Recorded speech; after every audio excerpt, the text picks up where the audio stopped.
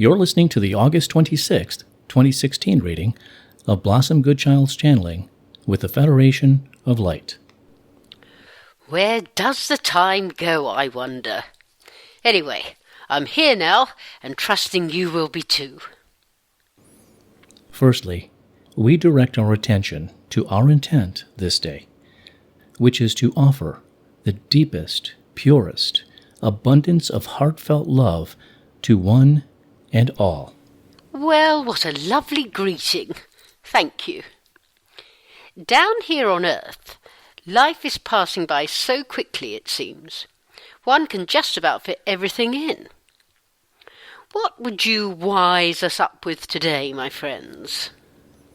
Today, of all days, we would speak to you of spreading the news. I need to interrupt. At first, you wanted to say we would speak to you of gung-ho, which means enthusiastic about fighting, warfare. And then when I questioned, it went to spreading the news. And once again, the next words coming through were about warfare. I'm pursuing it rather than aborting it because I feel it is you. So let's see what happens. Why would you be enthusiastic about fighting? It is not so the case. We are enthusiastic to talk about the subject of such, in that we are very much aware of matters that shall endorse ceasefire. Messages are to be presented by those of your planet that shall allow for the beginnings of the great changes to appear to be apparent, rather than lurking in the cupboard. In your future days, there shall not be the space for fighting and bloodshed, not within the vibration that your most blessed Mother Earth is rising to. This is most prominently stated. For so long has anger, hate, and greediness been the forerunner of a masquerade that is now running out of steam. It has run its course. The land upon which you reside was not previously designed to be spilt with bloodshed and sorrow. The bones of the humans whose lives were taken due to powerful misdemeanors have long been, and still are, entered into the soils of Gaia and leave their mark, their energy. A cleansing period of all such burials is to come about. We ask you to think about this, about the energy that lies within your ground from so many souls who left your planet in an unresolved situation, or feelings of discomfort, pain, sorrow. So many souls have done so, for they did not understand the workings of humans' potential. Therefore, all that kind of energy has been absorbed into your soils, and would we say, festered over all of your years. Mother Earth has comforted and soothed, and yet there is great cleansing to come. In what form? Cleansing in what way? Not a flood, surely, for dear old Noah has long departed. I mean, who would build the ark? Once again, we so enjoy your humorous input. It is not to be of this kind. It is not to be, as you upon your planet would term as biblical sense. It is not through nature showing its wrath, as some are misled to believe. It is to come in through many aspects of serving as the one, joining together many controlled mechanisms that shall relieve the very depths of your ground and allow blossoms to be planted in all corners. Bit stuck on the word mechanisms. That involves machinery, doesn't it? Yes, it does. Yet, not the kind you are thinking. More of a kind that you are not yet aware of. The way to explain in your terms is of a craft that can cleanse energies. We are showing to you as if it is of tornado energy, literally sucking these dead energies up and out. Yet, this is being shown for explanatory terms only. It is not that one would experience this cleansing in this way. After which, pure, clean energies would pour forth and enter in, flooding your earth with a lighted presence from the ground up, so to speak. This is all very interesting, and not the sort of thing you usually speak about. And what is our part in this? Assisting with this aspect of the shift. For you can imagine, possibly, the upheaval that may stir up as this is taking place. Yet, only when one understands the impact it shall have, shall one be of bright disposition. May we suggest also that, in a sense, the process has already mildly begun? That which we explained earlier was a visualization to express the situation of that which is to take place. In example, the cleansing of. It does not express the censorship in which this is done.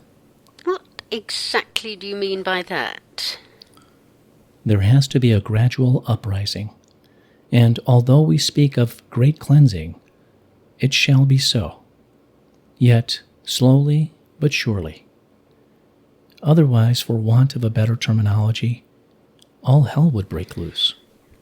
I just need to say at this point that I needed to do a check-in. My heart feels of much love, and yet all hell would break loose, and speaking of this craft and cleansing is quite left field for you, so I just did the asking 3 times thing, and 3 times quite clearly you were able to say yes, it was you, and my heart feels correct to continue on this rather interesting subject. So, now, where were we? We were talking about the pace in which this cleansing would subside. For indeed, it would reach a peak that shall be more than obvious to the awakened ones, and then shall settle into its new position. The cleansing shall be done, and the earth once again shall bloom forth in fresh new energies that we shall assist, alongside yourselves, in planting.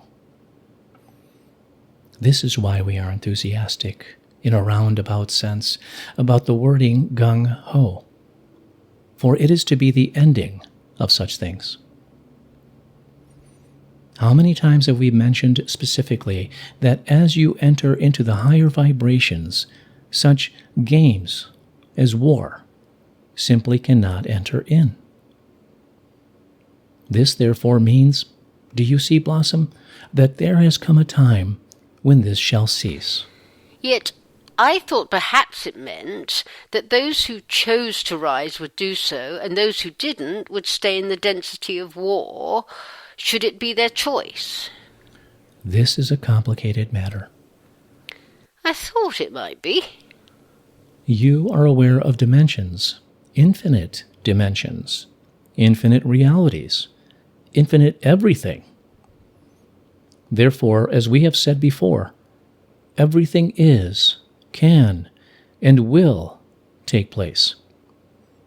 Therefore, the opportunity to present itself for war to cease, and it shall, in one dimension. Yet, in another, there will be those who choose for it to remain. Okay, just to blow my brains out, will the war that ceased be the same war that carries on elsewhere?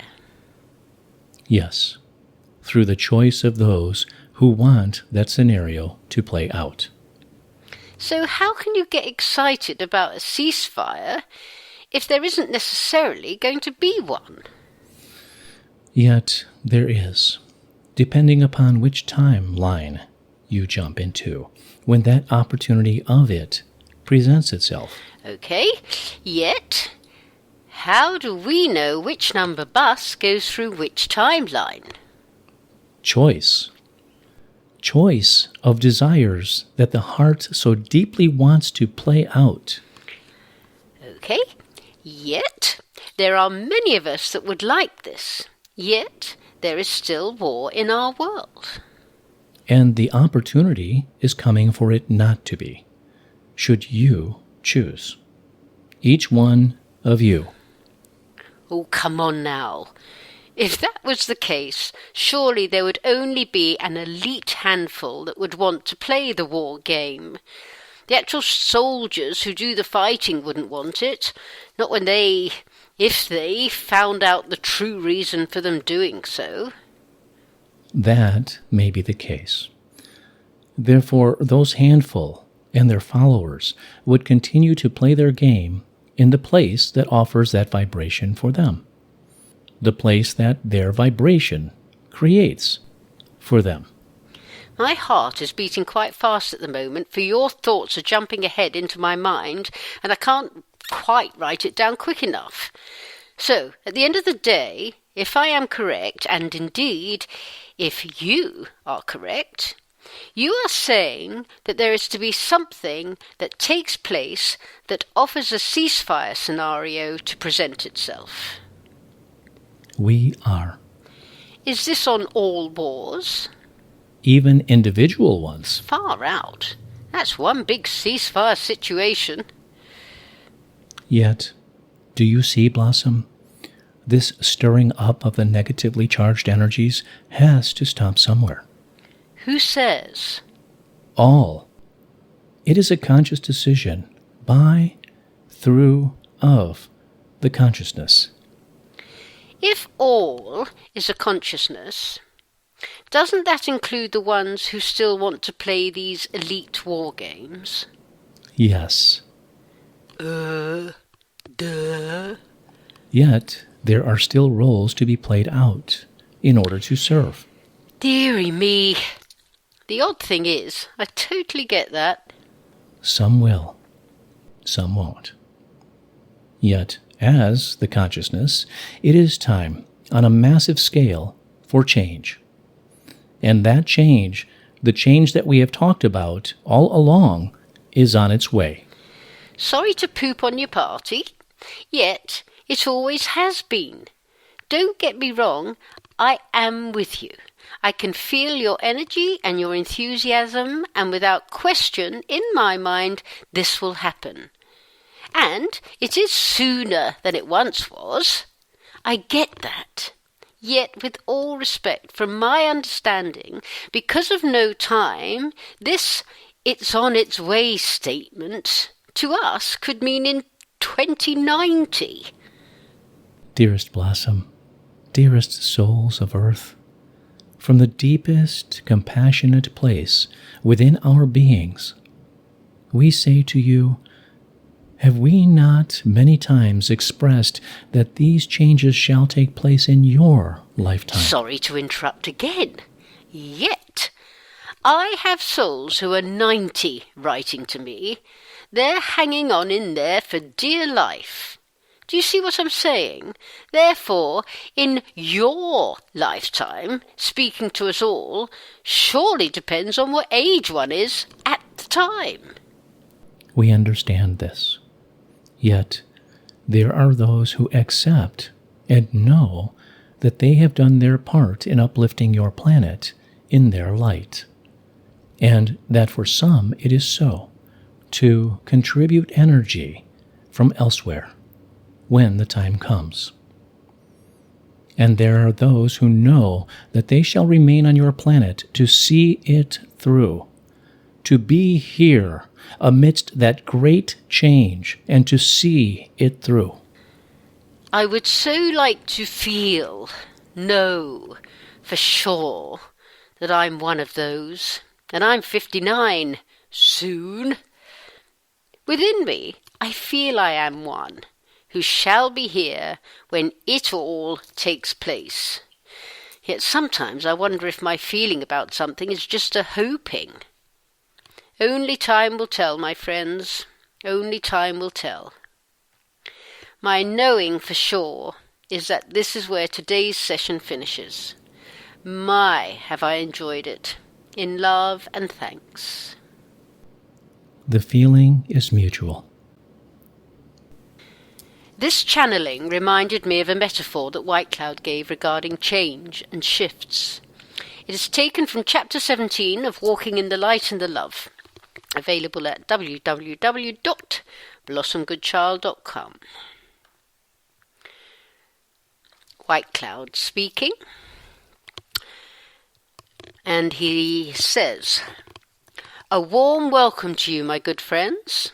There is so much energy that is flowing between us that I feel I could burst.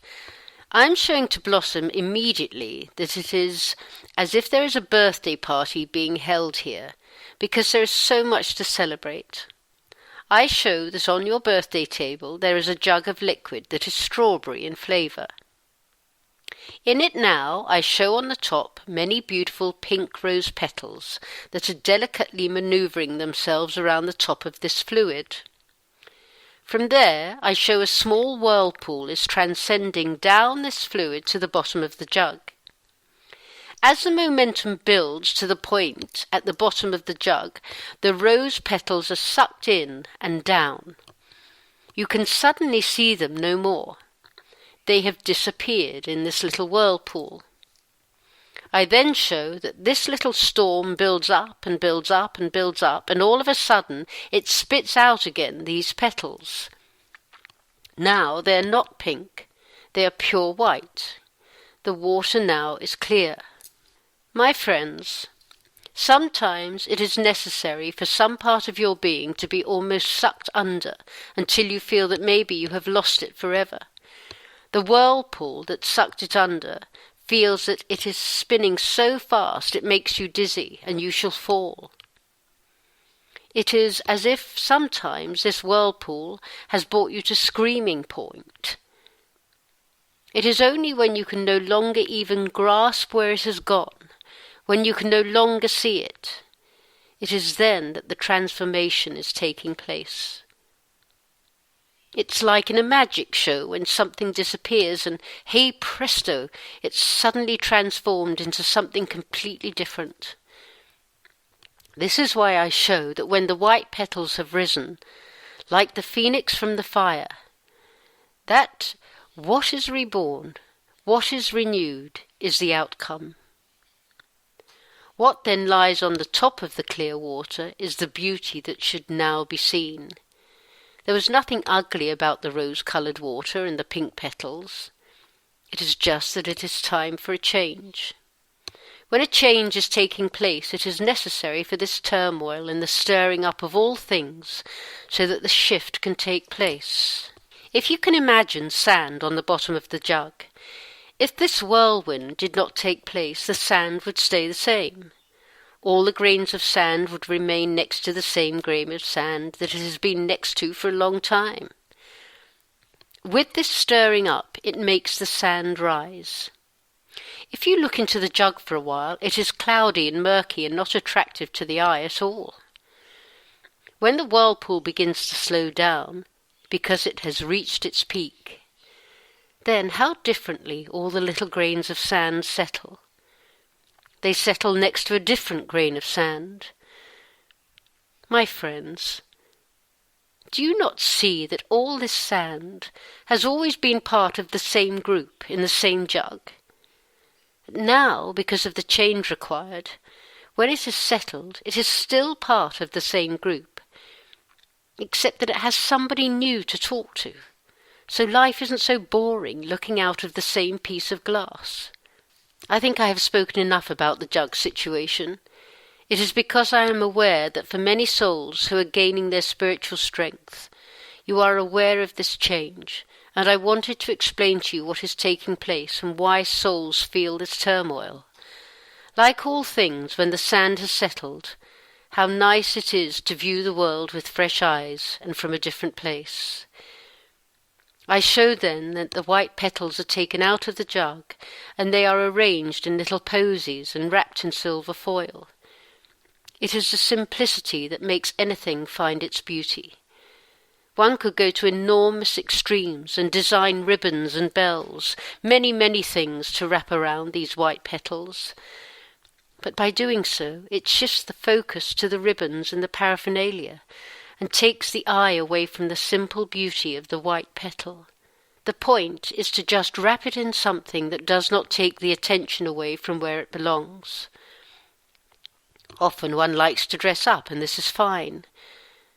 Do not allow what you are wearing to take up the attention, because the beauty does not lie there. The beauty lies in the sparkle of your eyes.